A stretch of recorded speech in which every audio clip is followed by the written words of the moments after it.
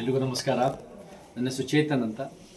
ನಾನು 20 ವರ್ಷದ ಹಿಂದೆ ಅಮೆರಿಕ ಬಿಟ್ಟು ಕರ್ನಾಟಕದ ಸೇವೆ ಮಾಡಬೇಕು ಅಂತ ಬಂದು ರಂಗಭೂಮಿ ಮುಖಾಂತರ ಸೇವೆ ಮಾಡ್ತಾ ಕೆಲವು ಸಿನಿಮಾಗಳಲ್ಲೂ ಭಾಗವಹಿಸಿ 14 ವರ್ಷಗಳಿಂದ ಸತತವಾಗಿ ಕರ್ನಾಟಕದ ಚಳುವಳಿಗಳ ಜೊತೆ ಸೇರಿ ಕೈ ಜೋಡಿಸಿ ಕೆಲಸ ಮಾಡೋಕ್ಕೆ ಅವಕಾಶ ಸಿಕ್ಕಿದೆ. ಇವತ್ತು ಶ್ರೀನಿವಾಸಪುರಕ್ಕೆ ಬಂದಿದ್ದು ಎಲ್ಲ ಚಳುವಳಿಯ ಮುಖಂಡರು, ಯುವಕರು, ವಿಚಾರವಂತರು ಎಲ್ಲರಿಂದ ಸೇರಿ ನಾವೆಲ್ಲ ಜೊತೆಗೆ ಸೇರಿ ಒಂದು ಉತ್ತಮವಾದ ಸಭೆ ಮಾಡಿದ್ದೀವಿ.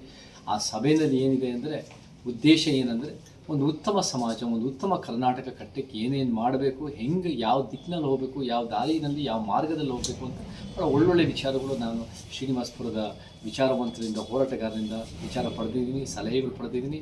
ನಮ್ಮ ವ್ಯಾಖ್ಯಾನದಲ್ಲಿ ಒಂದು ನಿಜವಾದ ಒಂದು ಸಂವಿಧಾನ ಸಮಾಜ, ಒಂದು ಆದರ್ಶ ಸಮಾಜ, ಒಂದು ಉತ್ತಮ ಸಮಾಜ ಅಂದರೆ ಒಂದು ಸಮ ಸಮಾಜ. ಸೊ ಆ ಸಮ ಸಮಾಜ ಕಟ್ಟೋದೇ ನಮ್ಮ ಸಂವಿಧಾನ ಹೇಳೋದು. ಆ ಸಮ ಸಮಾಜ ಅಂದರೆ ಎಲ್ಲ ಹೋರಾಟಗಾರರು, ವೈಜ್ಞಾನಿಕವಾಗಿ ಯಾರೇ ಒಂದು ಉತ್ತಮ ಸಮಾಜಕ್ಕೆ ಕೆಲಸ ಮಾಡ್ತಿದ್ರು ಅವರೆಲ್ಲರೂ ಬೇಕಾಗ್ತಾರೆ. 7 ಕೋಟಿ ಕರ್ನಾಟಕ ಜನ ಸೇರಿ ನಾವು ಒಂದು ಸಮ ಸಮಾಜ ಕಟ್ಟಬೇಕು. ಯಾಕಂದರೆ ನಮ್ಮ ಶತ್ರು ಇರೋದು ಯಾವ ಜಾತಿಯವರಲ್ಲ, ಯಾವ ಧರ್ಮದವರಲ್ಲ, ಯಾವ ಭಾಷಿಕರಲ್ಲ. ನಮ್ಮ ಶತ್ರು ಅಸಮಾನತೆ ಮತ್ತು ಅನ್ಯಾಯದ ವ್ಯವಸ್ಥೆ. ಆ ವ್ಯವಸ್ಥೆಗೆ ಪರಿವರ್ತನೆಯೇ ಒಂದು ಸಮ ಸಮಾಜ. ಸೊ ನನಗಿದು ಶ್ರೀನಿವಾಸಪುರಕ್ಕೆ ಬರೋದು ಭಾಳ ಖುಷಿಯಾಗಿದೆ.